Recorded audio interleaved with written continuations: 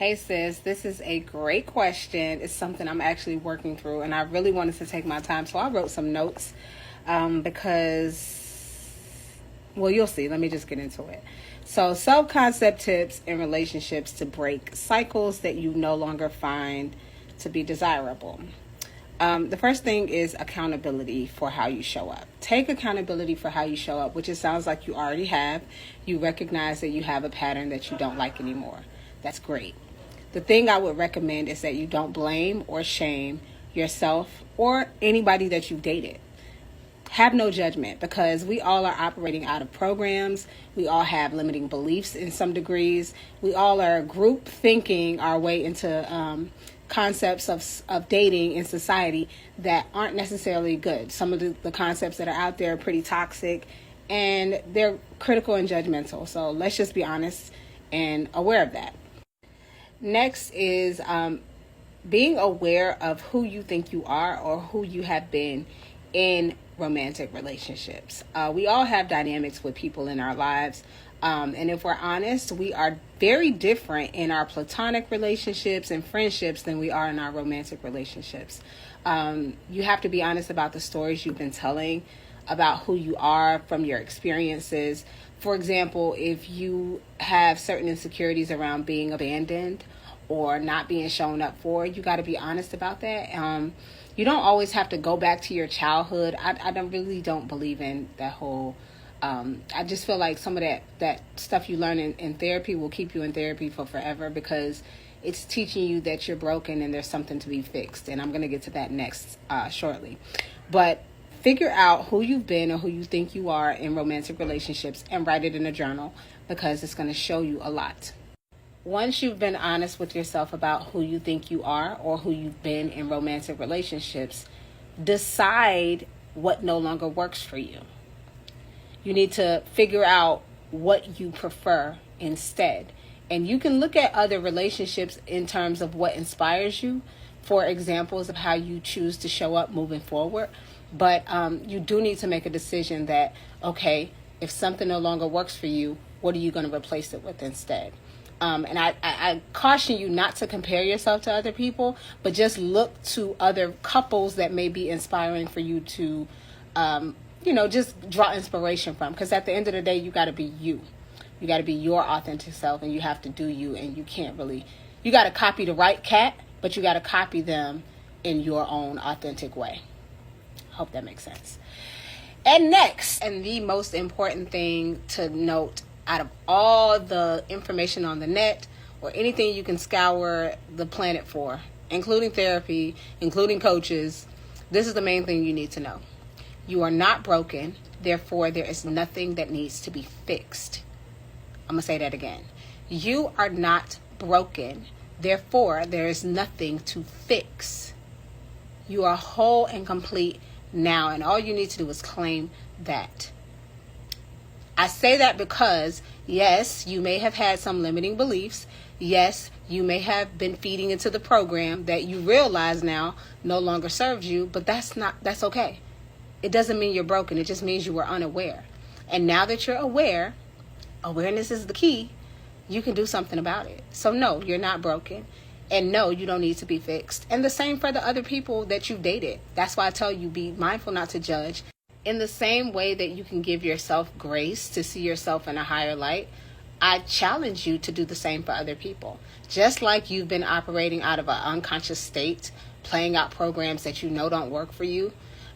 Sometimes we even do things knowing that we shouldn't be doing them because our higher mind knows better, but our program will keep us doing things out of habit. And so this is why I say have grace for yourself, no shame or blame for yourself or other people. You can extend grace to them too. It doesn't mean that you got to deal with them, but you could also understand that just like you struggle, so do they. And just like you don't know how to break certain cycles, they may not either. So, be kind. Be kind to yourself and be kind to them. Also in that is be careful not to manifest a reality where you're constantly fixing yourself or other people, which we know we can't fix nobody else. But if you are constantly being fixated on problems, you are going to manifest a reality where you constantly have to fix problems. So instead of being fixated on problems or thinking that you're broken or you need healing, listen, we get it. I get it. But I've come to learn, and I've been through the therapies, and I've been through coaches, and I am a coach, but I'm going to tell you the truth of what I've realized. You're not broken. You are already whole and complete, and all you need to do is claim it. Even when you find yourself acting out of a program, when you're conscious of that, just shift. If what you're doing doesn't serve you, say, oh shit, I'm doing that thing I'm doing that I don't like. I'm going to shift. Just shift. Because at the end of the day, all that matters is that you claim your I am. Claim your God state. I did a video on that. I'm going to tag it. Claim your I am that you choose to be moment to moment, because all you have is the present. Even when you're doing things, acting out of a program, you're doing it in the present moment. Even when you're remembering things that you don't like, you're doing it in the present moment. So all you have is now. Claim your I am now and be what you choose to be instead. I'm not the person to come to echo a bunch of stuff that you hear in society. I'm not the coach that's going to tell you that I co-sign a bunch of stuff that's currently out there, because I don't. I have my own mind. I have my own way of processing life, and it's a lot of stuff that I hear and I see that I don't agree with, and I'm honest with myself about that, and I don't care to be agreeable. I'm not here to be agreeable. I'm here to be myself and my own authentic expression, because whatever the divine placed in me is for a reason. And I'm not going to deny that because it doesn't match or fit into what society wants it to be. And I need you to know that and trust that for yourself within yourself. You came here to be your own authentic expression of self. So you may not agree with certain things that you have been agreeing with. Your authentic self might really be on some other futuristic type love, romantic relationship type stuff, but you've been accepting what's out there. Because I'm going to start wearing my t-shirt that has a quote that I came up with, and I copywrote it and I put it in my Vision Book Journal, which is my book. It's available on Amazon. If you click the link in my bio, you'll see it. But my quote is, I've learned to go within, so I will never be without. And that is a cheat code quote that I hijacked really from Jesus, because the Bible talks about that in some aspects, that the kingdom of heaven is not out there. We keep looking for outside validation. And some of you that are even finding my videos, you're still looking for outside validation. I'm on your timeline because I might serve as some of that outside validation. And that's okay. But I just need you to know that ultimately I am here to guide you right back to you. I am here to guide you right back to your own truth. I can't tell you what's true for you. You got to discover that for yourself. But I am your gentle reminder that there's a way to go about self-discovery.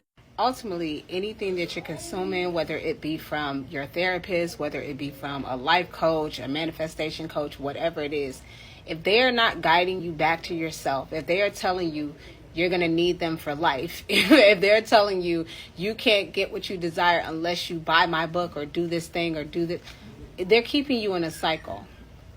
And it's not their fault. They just are doing what they're doing. But I'm telling you, if you're constantly looking for outside validation, you're always going to be looking out there, and you're never going to find what you're looking for because you can't find it out there.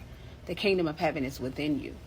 You got to cultivate it. You got to find it, and you got to cultivate it. You got to reconnect with it, and you got to stand in it. You got to express yourself from it. And anything that you're consuming should be leading you back to yourself. If it's not, I don't really believe in needing a third party to connect with God. I'm just gonna keep it funky. Like, I think that's something that never really sat well with me when I was a kid growing up in the church. Like, you know, I think pastors are great messengers, but you don't need them to connect to God. God is literally on speed dial right now, every minute, second, hour of the day. And but pastors and messengers and prophets and coaches and therapists, like, we're all just really in existence to lead you back to yourself. You know, every great religion teaches you that. It's all in you. Sometimes we forget and we need each other to remember, and that's it. But aside from the remembering part, no one can validate you. You got to validate yourself. You don't need outside validation. You don't need permission from anybody out there to connect to yourself, to be yourself, to do you, boo. I told you it was going to be a lot because I wanted to take my time with it, but I hope these tips help you. Again, they are just tips for reference, but ultimately your truth is your truth. And I hope that I help lead you back to you, your true, authentic self.